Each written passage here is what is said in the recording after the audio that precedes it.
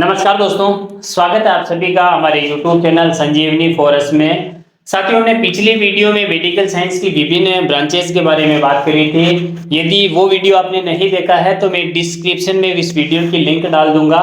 आज के इस वीडियो में हम गुणसूत्रों के बारे में बात करने वाले हैं।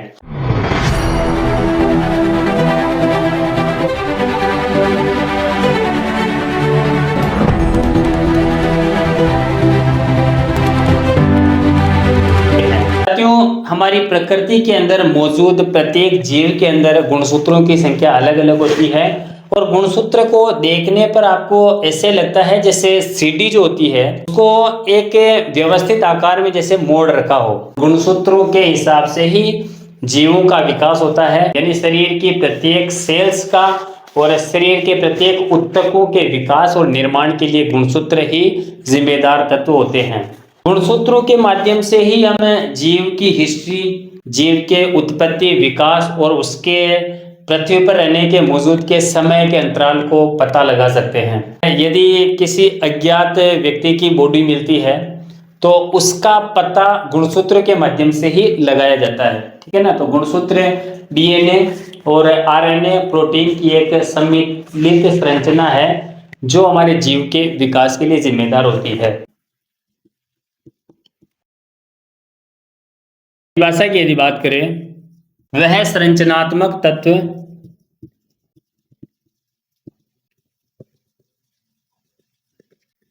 कोशिकाओं में पाया जाता है,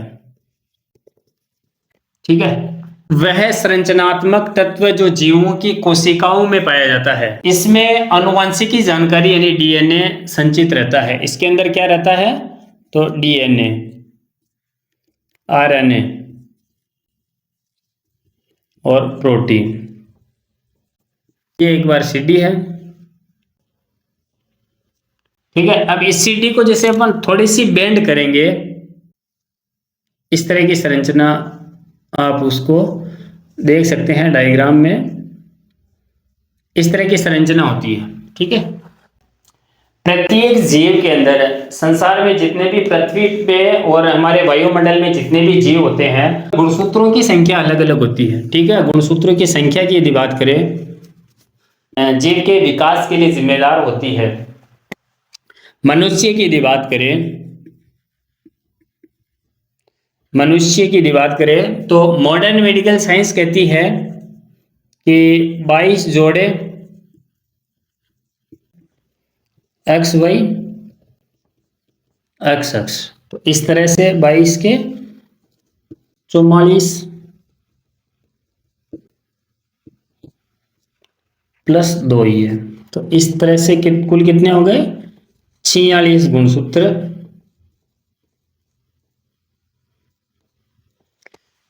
46 गुणसूत्र हमारे शरीर में मौजूद रहते हैं, ठीक है।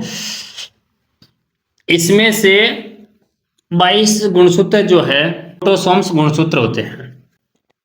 ये कौन से होते हैं?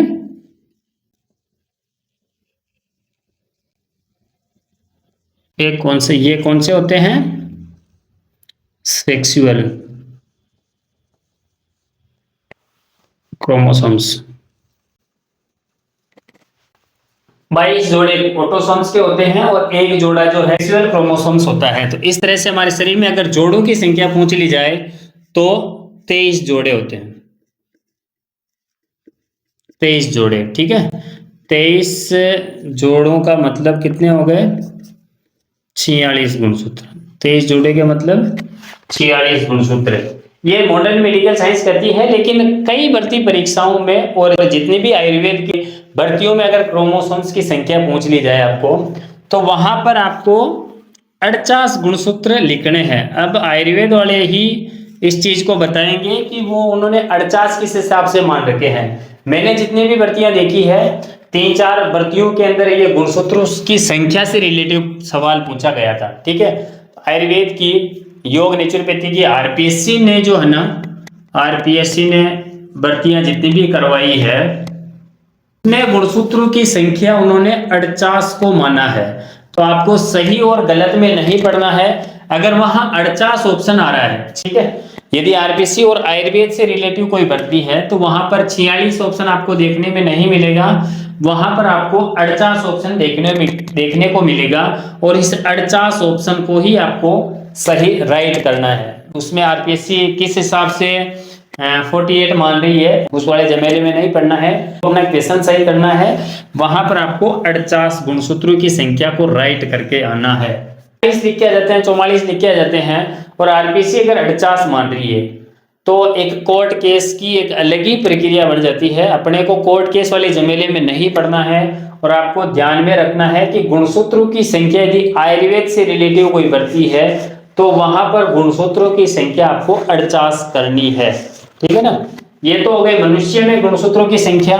मनुष्य में गुणसूत्रों की संख्या 22 जोड़े ऑटोसोम्स के और एक जोड़ा सेक्सुअल के, यानी एक जोड़ा है वो हमारे जेंडर के लिए डिपेंड करता है कि जन्म लेने वाला जो बच्चा है वो पुत्र होगा या पुत्री होगी। ठीक है, पुत्र और पुत्री। एक्स वाई पुत्र को दर्शाएगा और एक्स एक्स पुत्री को। तो मेल की अगर गुणसूत्रों की संख्या की बात कर ली जाए तो 22 मेल के अंदर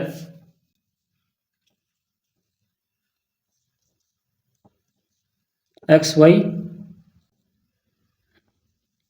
फीमेल के अंदर 22 एक्स एक्स।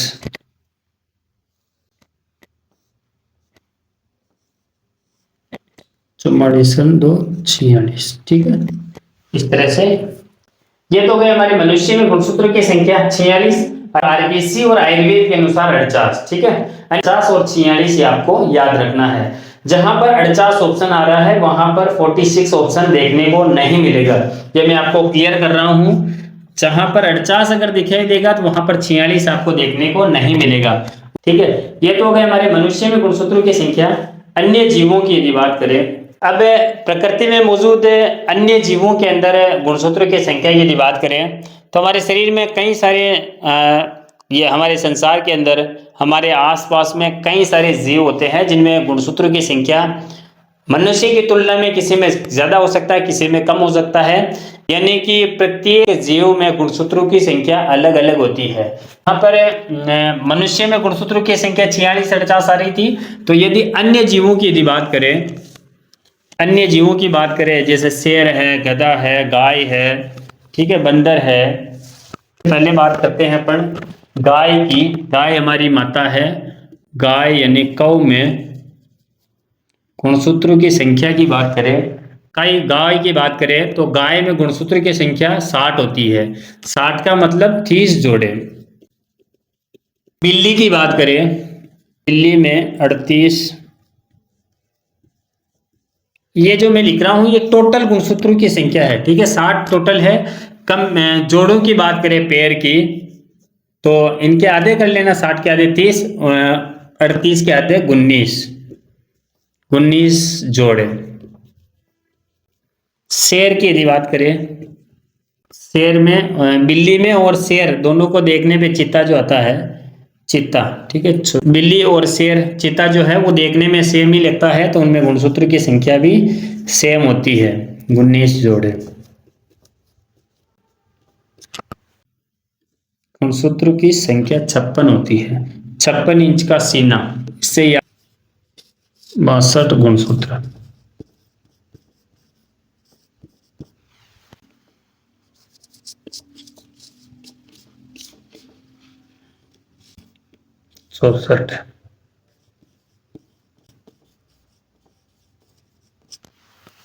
गधा 62 गुणसूत्र है यानी 31 जोड़े। घोड़े में है 32 जोड़े।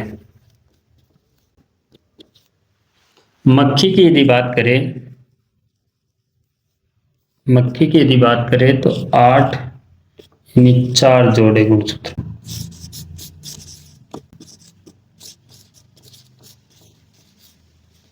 इस तरह से संसार में मौजूद प्रत्येक जीव में गुणसूत्रों की संख्या अलग अलग होती है। गाय की बात करें तो गाय में 60 गुणसूत्र यानी 30 जोड़े होते हैं। बिल्ली और शेर के अंदर 38 गुणसूत्र यानी 19 जोड़े होते हैं। हाथी में 56, गधे में 62 होते हैं, घोड़े में 64 होते हैं और मक्खी में 8 गुणसूत्र होते हैं। ठीक है, इस तरह से ये गुणसूत्र ही होते हैं जो जीव के विकास पर डिपेंड करते हैं कि जीव का विकास कितना होगा और जीव की आकृति आकार कैसा होगा। तो गुणसूत्र ही महत्वपूर्ण रोल निभाते हैं जीव के विकास और उसके संरचना के ऊपर। ठीक है, गुणसूत्र में होता क्या है? गुणसूत्र में होता है डीएनए, आरएनए और प्रोटीन। आज की वीडियो में बस इतना ही, मिलते हैं नेक्स्ट वीडियो में। तब तक के लिए जय हिंद, जय श्री राम। एक बार फिर मैं आपसे निवेदन करूंगा कि हमारे चैनल को सब्सक्राइब कर लीजिए। मुझे उम्मीद है कि ये चैनल आपके लिए बहुत ही हेल्पफुल रहेगा। ठीक है, आज के लिए बस इतना ही, मिलते हैं नेक्स्ट वीडियो में। तब तक के लिए जय हिंद, जय श्री राम।